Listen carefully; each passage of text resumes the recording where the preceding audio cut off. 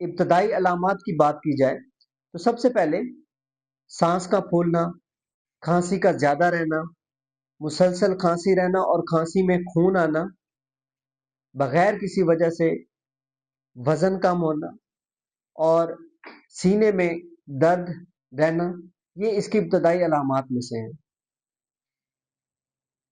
फेफड़ों के कैंसर की स्टेजेस क्या हैं? फेफड़ों की कैंसर की 4 स्टेजेस हैं। स्टेज 1 में फेफड़ों का कैंसर लंग तक ही होगा और स्टेज 2-3 में लोकली एडवांस यानी कि ज्यादा टिश्यू इन्वॉल्व कर लेगा फेफड़ों का और करीबी लिम्फ नोड्स गदूद को इन्वॉल्व करेगा। और स्टेज 4 उसमें कैंसर जिस्म के बाकी हिस्सों में फैल जाएगा। स्टेज 4 के लिए अमूमन क्वालिटी ऑफ लाइफ इंप्रूव करने के लिए इलाज किया जाता है। अब अगर मैं बात करूं कि तशखीस फेफड़ों के कैंसर की कैसे की जाती है और इसकी स्क्रीनिंग कैसे की जाती है। सबसे पहले तशखीस के लिए जब भी किसी भी मरीज को ये इब्तदाई अलामात अगर नजर आते हैं तो डॉक्टर उसका सबसे पहले चेस्ट एक्सरे करवाता है। उसके बाद सीटी स्कैन ऑफ चेस्ट होता है।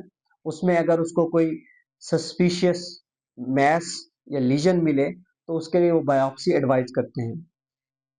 बायोप्सी होने के बाद मॉलिक्यूलर टेस्ट भी होते हैं, मिसाल के तौर पे ईजीएफआर म्यूटेशन और एएल के रीअरेंजमेंट्स।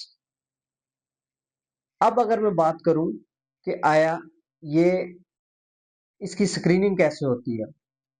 अगर किसी भी मरीज की उम्र 50 साल से ज्यादा है और 20 पैक ईयर की हिस्ट्री है।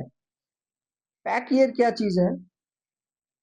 कोई शख्स भी अगर सिगरेट नोशी करता है और वो रोजाना एक डब्बी सिगरेट की पीता है और इसी तरह वो साल से सिगरेट पी रहा है तो वो 1 पैक ईयर होगा।